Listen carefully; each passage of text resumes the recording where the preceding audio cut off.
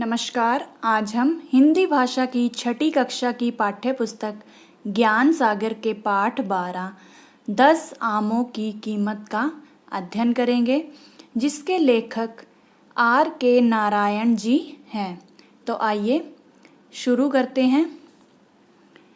गर्मियों की छुट्टियों के तीसरे दिन ही पिताजी ने स्वामीनाथन को घर से बाहर निकलते देखा। ये जो आपको चित्र में दिखाई दे रहा है, यह है स्वामीनाथन। तो आवाज देकर बुलाया। पिताजी छोटे आंगन में धोती बनियान पहने खड़े थे। ये स्वामीनाथन के पिताजी हैं। स्वामी को उन्हें इस पोशाक में देखना अच्छा नहीं लगता था, क्योंकि इसका मतलब होता था कि वे निकट भविष्य में बाहर जाने वाले नहीं हैं।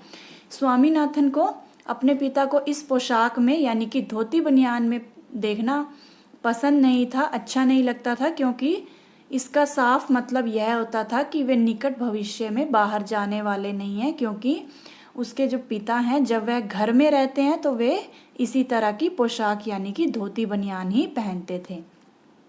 कहाँ जा रहे हो, ये पिताजी कह रहे हैं उसके। और फिर स्वामीनाथन जवाब देता है, कहीं भी नहीं। कल शाम इस वक्त कहाँ थे? यहीं था।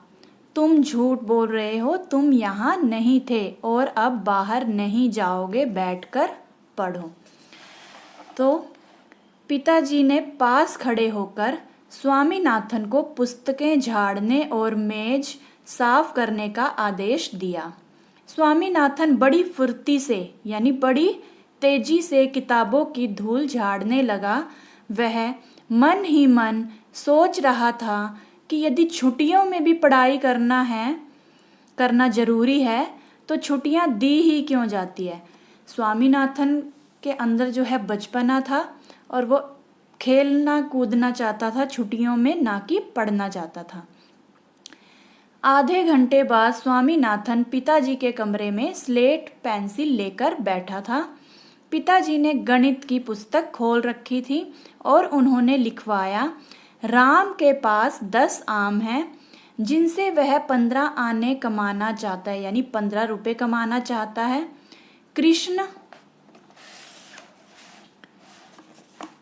कृष्ण को सिर्फ 4 आम चाहिए। कृष्ण को कितना पैसा देना पड़ेगा?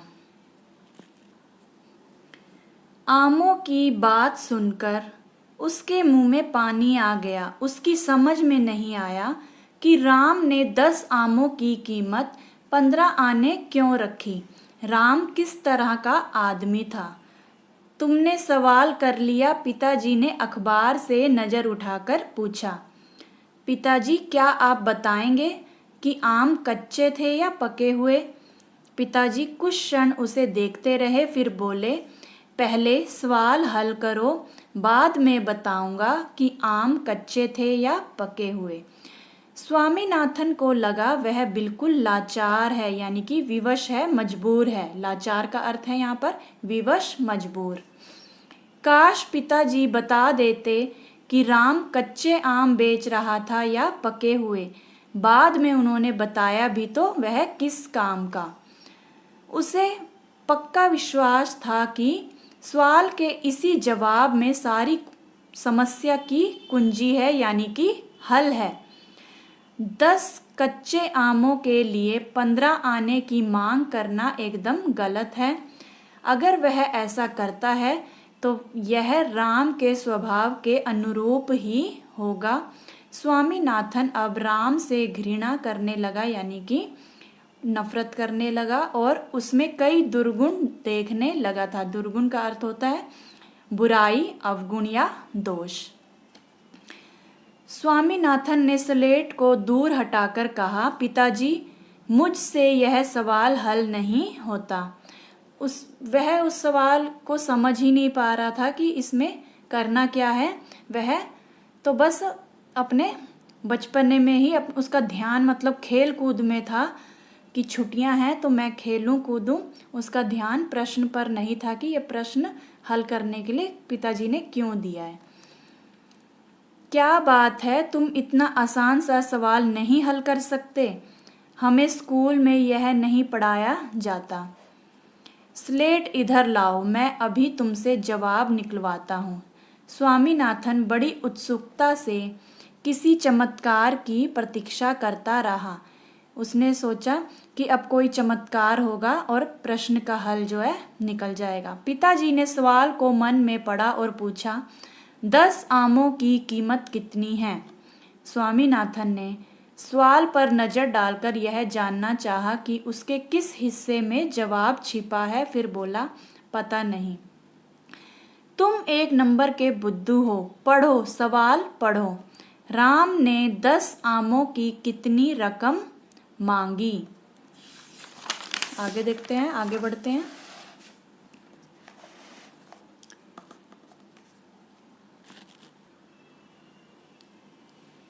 "15 आने", स्वामीनाथन ने कहा, किंतु उसका मन मानने को तैयार नहीं था। बहुत अच्छा, अब कृष्ण कितने आम लेना चाहता है? 4। 4 आमों का कितना दाम हुआ? ऐसा लग रहा था कि स्वामीनाथन को सताने में पिताजी को मजा आ रहा था। वह कैसे जान सकता है कि वह बेवकूफ कृष्ण कितना दाम देगा? देखो स्वामी, मन तो करता है तुम्हारी खूब मरम्मत करूं, अर्थात तुम्हारी खूब पिटाई करूं। तुम्हारी खोपड़ी में क्या भूसा भरा है? 10 आमों की कीमत हुई 15 आने, तो एक की कितनी हुई बोलो। अगर तुमने नहीं बताया तो?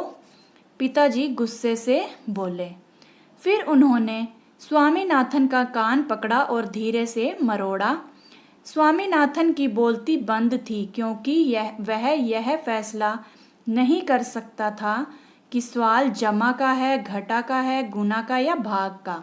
उसकी हिचकिचाहट जितनी लंबी हुई, कान उतनी ही जोर से खींचता गया। जब तक तुम नहीं बताओगे कि 10 आमों के 15 आने तो एक आम कितने का, तब तक मैं तुम्हें नहीं छोड़ूंगा।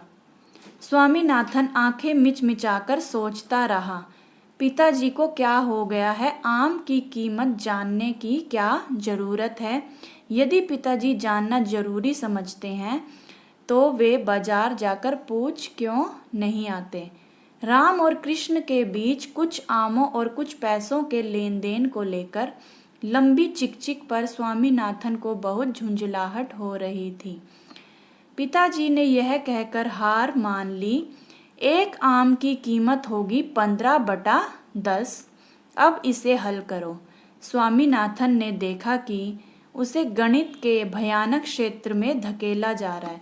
उसे जो है गणित समझ में नहीं आ रहा था और पिताजी क्या पूछना चाह रहे थे वो भी उसे समझ में नहीं आ रहा था, क्योंकि उसमें अभी बचपना है, एक बच्चा है वो, और वह उस प्रश्न को समझने में असमर्थ था, जिसकी वजह से वह उस प्रश्न को हल नहीं कर पा रहा था और उसका ध्यान पढ़ाई की जगह इधर उधर था, यानी कि खेलना कूदना चाह रहा था वो। पिताजी, मेरी स्लेट दीजिए, मैं अभी निकालता हूँ, स्वामीनाथन बोला। उसने सवाल हल किया और 15 मिनट बाद बोला, एक आम की कीमत हुई 3/2 आना।